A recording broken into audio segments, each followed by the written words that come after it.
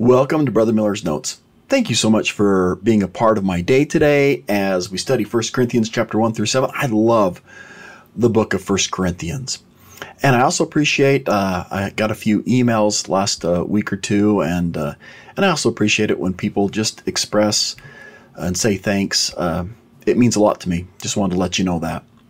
Where I'm headed today is going to talk about the full dues of discipleship, and how Paul teaches how to become more unified as a family, as a group, as a church branch or a ward, and how we learn the things of God. And the last thing, and he repeats it twice, your body is a temple. It's a major theme for him in 1 Corinthians, and we'll explain a little bit about Corinth and why he's using that imagery. Corinth, as you can see this picture of it, it was kind of about 1000 BC. It's the beginning of a continuous settlement. You get it about 700, 600 BC, and Corinth is known for its pottery. It has great clay deposits, and it's widespread. The pottery is widespread around the Mediterranean. About 44 BC, Julius Caesar decides that this is a place where he wants to make it a colony. And so Corinth it's the Las Julia Corinthias. I don't know if I pronounced that right. But anyway, Corinthians becomes more of a Roman place. And we get about 52 AD is when Paul visits Corinth. And just so you know, they have a canal there. I'll show you a picture here in just a minute. The canal that connects between two bodies of water, I'll show you, begins being excavated in 67 AD. Now, just a little bit of the background you can see from this picture. And I'm going to bring my cursor over here. This is the ruins of what you'd say in the time of Paul, Corinth. Up on top of this hill is the Acro-Corinth. Anciently, if Corinth was under siege, if there was an army coming up, they'd come up this back way, and this is a very well defended Acro-Corinth. And you get up on top, and that's where you have some of the temples up on top. One to Athena, we'll talk about in just a minute. This is where kind of if all else fails, number one, this is a place of security and safety, but it's also the highest place. And you have that ascension theme where people go up to the temples, and this is kind of where you'd have the major religious worship center. And you can see it probably right from my head. This, at the very bottom of the screen, is Acro-Corinth. And then what you're seeing here on the picture is you're seeing a part of the forum, and you're seeing some of these ruins of what Paul would have been a part of when he visits in 52 AD. There is a body of water, two seas actually. You can see from this picture that the Corinthian Canal cuts the distance. It's going to cut about 300 miles off a journey from the Ionian Sea to the Aegean Sea. And before they dig this canal, you would have boats that would, if they're wanting to transport it, they would actually, to save that miles, if the boat was small enough, they would drag the boat out of water and drag it across up into, kind of back and forth. And so when the Romans decide, hey, this is going to be a place for us, and this makes sense economically, they dig a canal. And let me show you pictures of that in just one sec. Corinth, right now, 2021, a couple years ago, population was 14,382. The estimated population at the time of Paul was 90,000, so a little bit more. This is a picture of Corinth today and that Corinthian canal. It is actually pretty impressive. Went there a few years ago with a great friend of mine and my daughter, and we looked at it, and it's amazing just to see the effort that they made, the Romans made, and a lot of slave labor to build this canal. Paul wrote the epistle known as 1 Corinthians near the conclusion of his 3-year visit to Ephesus. That's during his third mission, which likely ended sometimes between 55 AD and 56. Corinth boasted an incredible Roman settlement at the time. It had everything kind of Roman, bathhouse. You have the place where you can have large gatherings, temples. It's kind of little Rome, far away. Corinth was the capital of the Roman province of Achaia and one of the richest, and it's also one of the most immoral cities in the world at the time. Just to give you an example of how it's known for its immorality.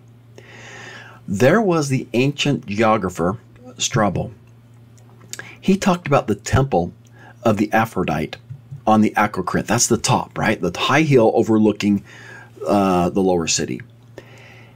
He wrote that it boasted 1,000 ritual prostitutes involved in the rites of worship for Aphrodite. And whether that report is accurate, whether it's not, it reflects Corinth's reputation at the time. There are a couple other people who use Corinth as kind of like a slang for immorality. Aristophanes coined the term, now let's see if I can get this right, you can see it on the screen, Corinthianizetai. The root's Corinth, which means to fornicate. So they can just say, hey, did you fornicate? They're like, hey, did you Corinthianize? Another playwright wrote a play entitled Corinthianides, which, being translated, the whoremonger. Plato used the term Corinthia Korak, or a Corinthian girl, and it was synonymous with a prostitute. So they are well known for their immorality at the time. There is a Jewish community at the time in Corinth. It's estimated to have as many as 20,000 Jews in it because Claudius, the Roman emperor, had expelled the Jews from Rome. Paul says when he goes to Corinth, now this is 1 Corinthians 2 verse 3, he goes in weakness and in fear and in much trembling. He preaches at Corinth for about 18 months. 1 Corinthians is not actually his first letter. It's his second letter to the Corinthian saints. You get that in chapter 5 verse 9. The first hasn't survived. We don't know where it is. But we do know, well, we don't know the reply either. So we got the first letter, we don't know. We got the reply, don't know. Now it's the second letter going back because the other two were lost. Corinthian members may have sent oral communications as well to Paul because he kind of refers to it in chapter 1 verse 11 and 16 verse 17. I'm getting these kind of verb, hey, someone asked this question, okay, talk back to it. Paul wrote more to the Corinthians than any other branch of the church. 1/4 of his surviving writings were directed towards the saints at Corinth. In a sense, as you read 1 Corinthians, without knowing that it was Paul's first communication with members of Corinth, it really is. It's like walking in the middle of a conversation and hearing only a response of one person. So that's kind of background of Corinth, and there's some things you kind of catch because of the context. And you'll get Paul saying, hey, you wrote me, you said this. And so we get that all throughout 1 Corinthians. Paul is writing to the saints. He makes that clear in verse 2. He reminds the members that they have the testimony of Christ, and he says, that was confirmed in you. It's confirmed in them. It's through the Holy Ghost that they got that confirmation. Their experiences with Christ, Paul describes them that it's enriched you through what you've learned and what you've spoken. And Paul reminds them in verse 9 that you are called into the fellowship of his Son, Jesus Christ, of our Lord. I love that word fellowship.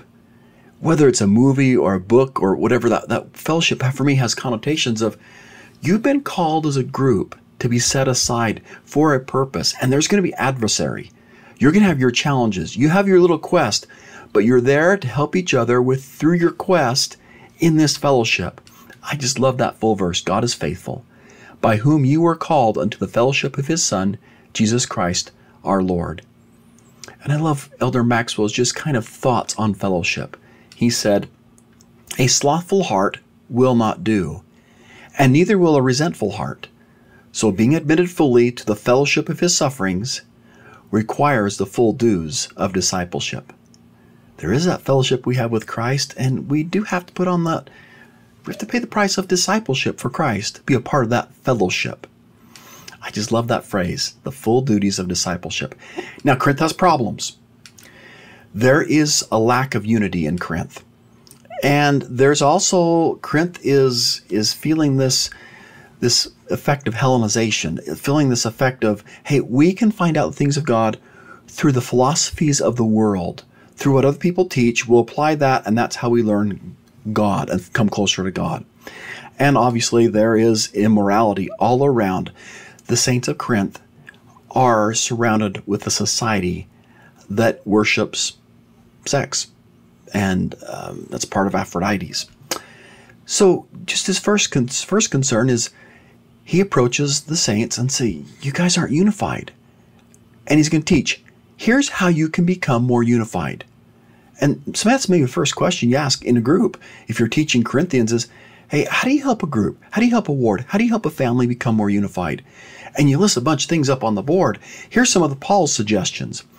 Now, verse 10, he says, now I beseech you, brethren, but in the name of our Lord Jesus Christ, that ye all speak the same thing. Okay, and I just pause there.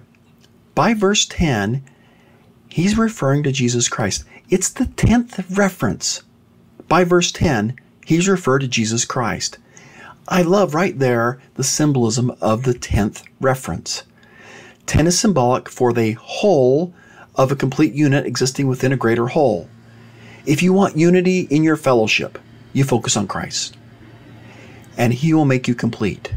And your unity will center in him. You're only going to be a part of the whole, your ward, your family, because the whole is the whole membership of the Church of Jesus Christ of Latter-day Saints. The saints. But if you want to have that unity, first, number one, you focus on Jesus Christ. And then he says, y'all speak the same thing. You got to have unity, what you say with doctrine, how you treat each other. You got to be a Christ-like vocabulary. That there be no divisions among you, but that ye be perfectly joined together in the same mind, in the same judgment. For hath been declared unto me of you, my brethren, by them which are of the house of Chloe, there are contentions among you. I'm hearing it. You guys are arguing about among yourselves. Now verse 12. Now this I say, that every one of you have said, I'm of Paul, and I'm of Apollos, and I'm of Cephas, and I'm of Christ. It's like, hey, I was baptized by Paul, so I'm a little bit better than you. Or I was baptized by Cephas. Or, man, Apollos, he was awesome, the missionary of happiness. Or, I'm of Christ. He's like, no. We're all of Christ. It doesn't matter who baptized you. It doesn't matter who your grandparents were. It doesn't matter if your great-grandfather knew Joseph Smith and shook his hand. Hey, that's not what matters. Verse 13, is Christ divided? Is Paul crucified for you? Are you baptized in the name of Paul? Get it right. We're all Christians. Then I'm skipping verse 17. For Christ sent me not to baptize, but to preach the gospel. If you want unity in a group, start with the unity that the gospel brings. Not with wisdom of words, lest the cross of Christ be made of none effect. President Marion G. Romney just simplified this and said, if you want to be more unified, just say what Paul said. Do what Paul said. Learn and do the will of Christ. What we're preaching about Jesus Christ, just learn it and do it. President Marion G. Romney said, the way to unity is for us to learn the will of the Lord and then to do it. The power of the church for good in the world depends on the extent to which we, the members thereof, observe this principle. Paul then just talks about, okay, if you want to be more unified, have more peace in your life, more joy, you preach the gospel, learn the gospel, and do it. And he just kind of starts talking about, how do you learn the things of God? Because back in in Corinth, they're starting to have this philosophy like, well, it's the Hellenistic, it's the Greek philosophy. You learn it through thought. You learn it through logic. Here's these ways to do it. So you get it in verse 21. After that, the wisdom of God, of the world, by wisdom knew not God. You can't learn wisdom. You can't learn things of God by the wisdom of the world. It just doesn't work. Worldly wisdom, reasoning, or philosophy is not the way to approach God. And some people want a sign, verse 22. But here's the way we do it. Here's how we learn about God. Verse 23. We preach Christ crucified. We're just preaching the basics. And I know to the Jews it's a stumbling block, and they stumble over it because they can't quite get it. And the Greeks, verse 23, they think it's kind of dumb. But I just love the way it's said in chapter 25 of 2 Nephi. Verse 26, we talk of Christ, we rejoice in Christ, we preach of Christ, we prophesy of Christ, we write according to our prophecies, that our children may know to what source they look for remission of their sins. Just keep it simple. You want more unity in your ward, your family? Don't preach tradition. Don't preach the things that maybe not matter. Focus on Christ. And you'll find, verse 24, that there's power of God because you're focusing on Christ. There is wisdom in focusing on Christ. And now skipping down to verse 27, but God hath chosen the foolish things of the world to confound the wise. God is preaching Christ through maybe, hey, these aren't maybe always the popular people, or rarely the popular people. These aren't people that have all the degrees behind their names, even though sometimes it really is. And maybe I love it the way the Lord talks to Joseph Smith. Opening section 1 of the Doctrine and Covenants is written as an introduction to the Doctrine and Covenants, and the Lord reminds, hey, I've started off, and I'm using somebody who's very simple, and sometimes people are very foolish, and I'm going to use Joseph Smith and these early leaders to preach the gospel.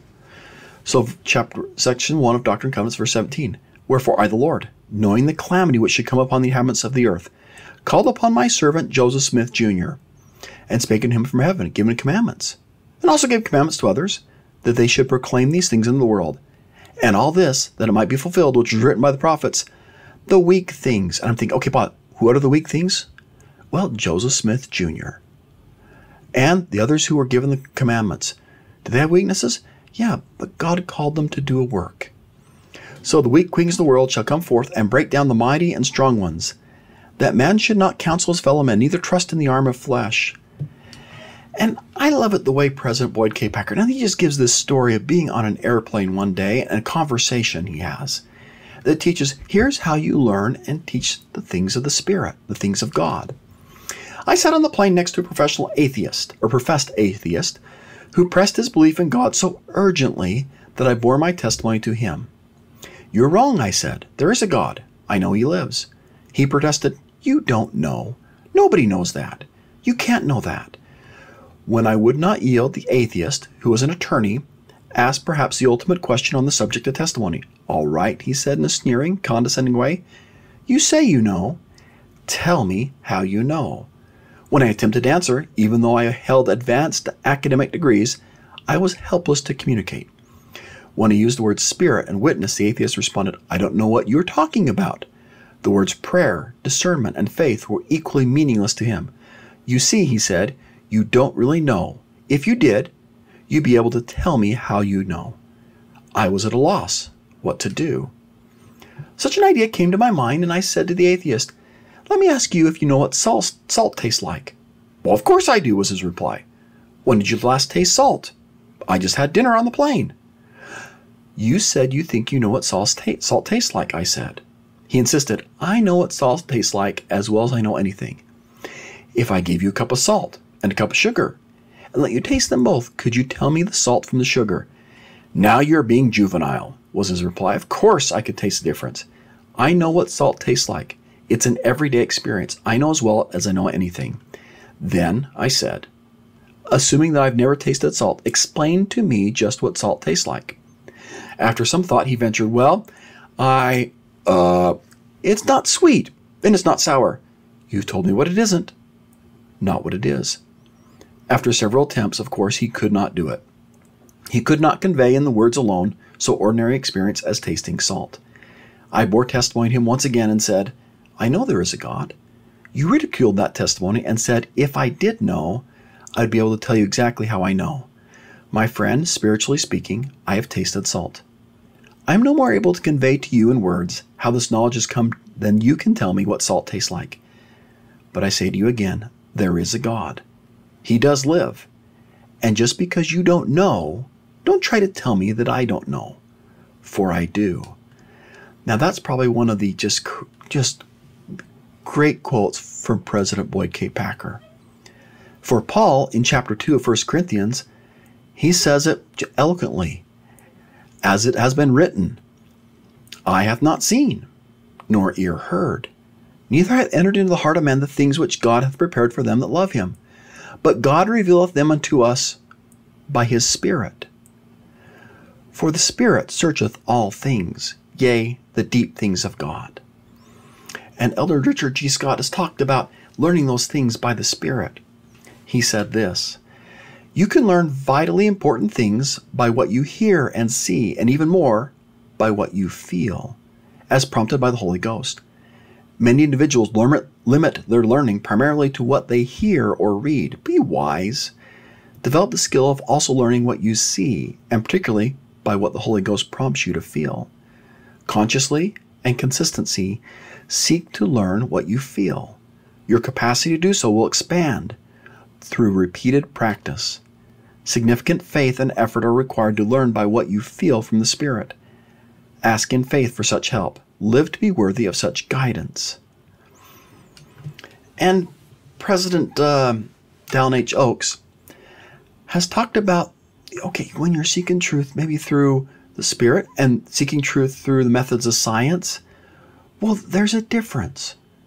He said, quote, "When we seek the truth about religion, we should use spiritual methods appropriate for that search: prayer, the witness of the Holy Ghost, the study of the Scriptures, and the words of modern prophets. I'm always sad when I hear of one of those who reports a loss of religious faith because of secular teachings. Those who once had a spiritual vision can suffer from self-inflicted spiritual blindness. As President Henry B. Eyring said, their problem does not lie in what they think they see, it lies in what they cannot yet see. The methods of science lead us to what we call scientific truth, but scientific truth is not the whole of life. Those who do not learn by study and also by faith limit their understanding of truth as to what they can verify by scientific means. That puts artificial limits on their pursuit of truth." For Paul, there's a lot of times where he teaches basics. And he points it out several times. And you get that in 1 Corinthians 3, verse 2. I fed you spiritually with milk. It's the basics. I haven't been giving you the T-bone steak, which I think this is just such a cute picture, isn't it? Because you can't take it. You can't bear it.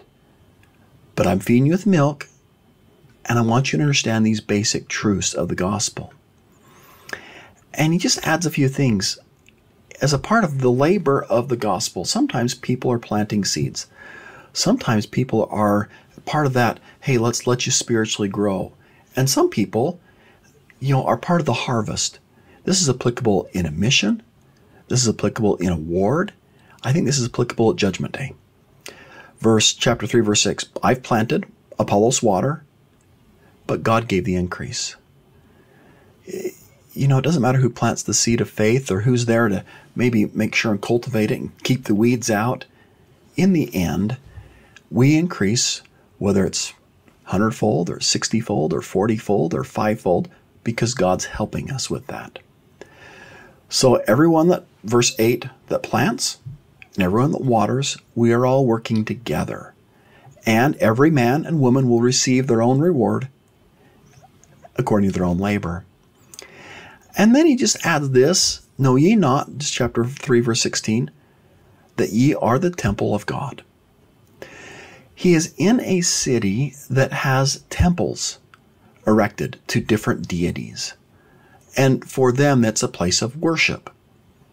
And he's using that word in particular that, yes, there is a place of worship, and you should be treating this gift that you've been given from God like these other people are treating these temples to Aphrodites. For you are the temple of God, and because the Spirit, or at the Spirit of God, dwelleth in you. Where God is a holy place on earth. And if the Spirit's in you, that place should be holy wherever you are.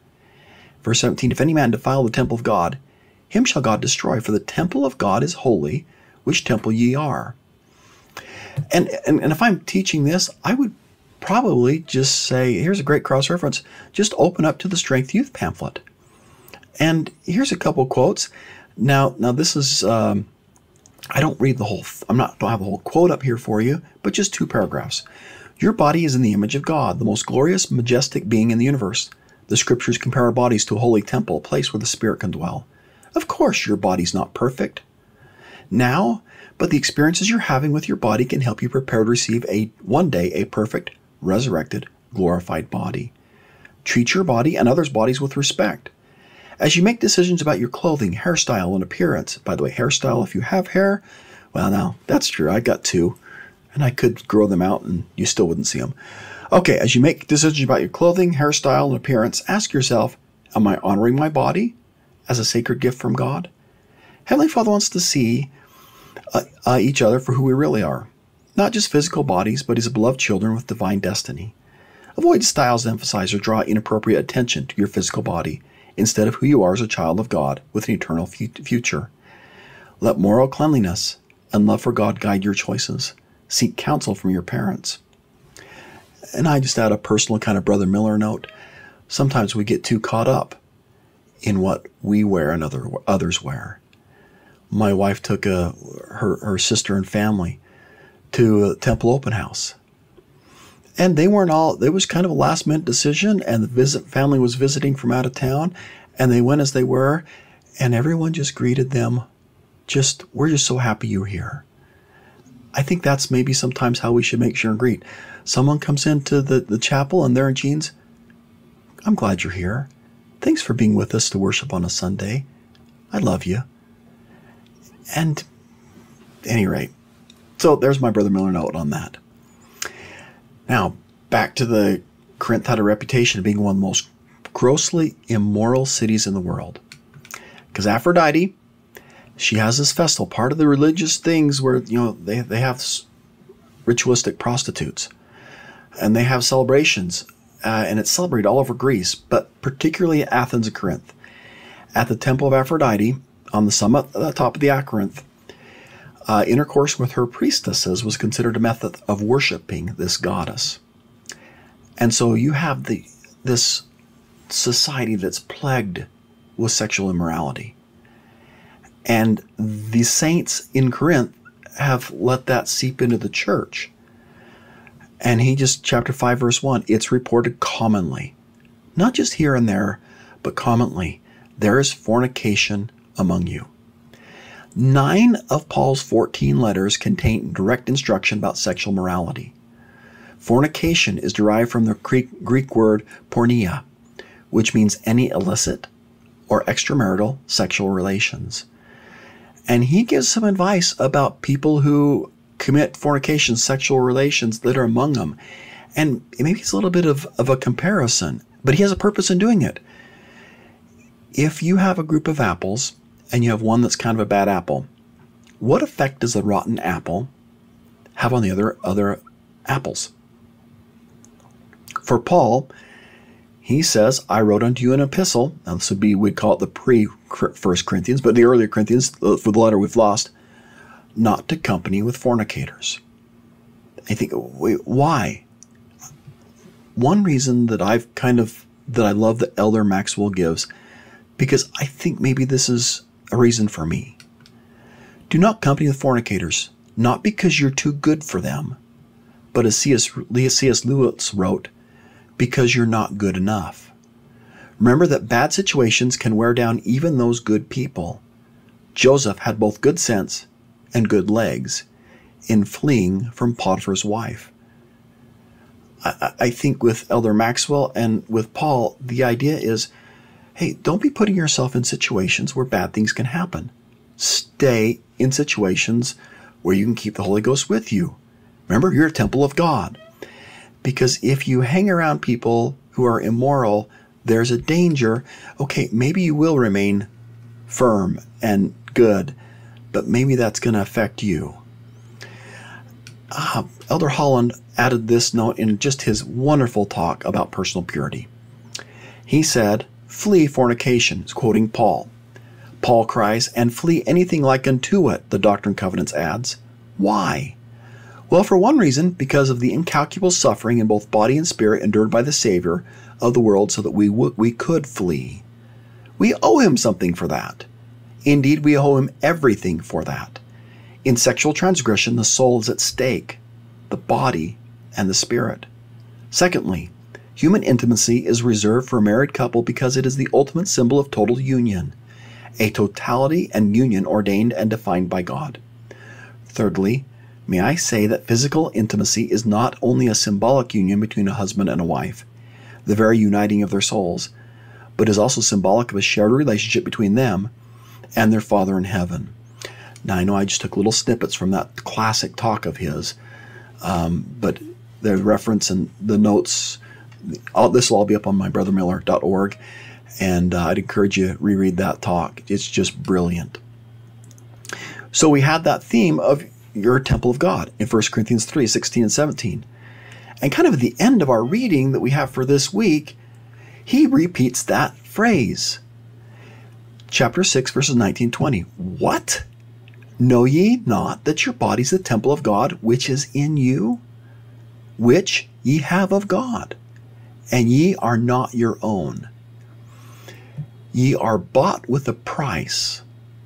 Therefore glorify God in your body and in your spirit, which are God's. Yes, you have your body, and yes, one day you'll be resurrected, but you have your body and the hope of a resurrection because of the plan of our Heavenly Father and the atonement of Jesus Christ. And we have this privilege because the hope is because Jesus Christ has paid the price for us. Yeah, our body is a temple of God because Christ paid a price for it. President Russell M. Nelson testified, with your body being such a vital part of God's eternal plan, it is little wonder that the Apostle Paul described it as a temple of God. Each time you look in the mirror, see your body as your temple. That truth, refreshed gratefully each day, can positively influence your decisions about how you'll care for your body and how you'll use it. So just a few teaching thoughts as you talk about this maybe in your home or at church. What did Paul teach? Maybe a summary that can help your family be more unified, or help your young women's group, your young men's group, your quorum, your ward. What do you teach that can help you become more unified? What can you do this week that will bring greater unity to your family and your ward? And he also focuses on learning the things of God. And maybe it's an opportunity to share, how do you learn the things of God? And what will you do this week to continue to learn these things? And maybe this is a tough thing. For some, I think this is a very tough thing to do. Just the invitation, as President Nelson noted, your body is a temple. Go to the mirror. And as he encouraged, look in the mirror and see your body as your temple. Maybe make a list of 10 things that you're grateful for that gift that God's given, and express your gratitude for God for that wonderful gift. Well, thank you so much for spending some time with me today as we talked about 1 Corinthians chapter 1, verse 7. Keep smiling.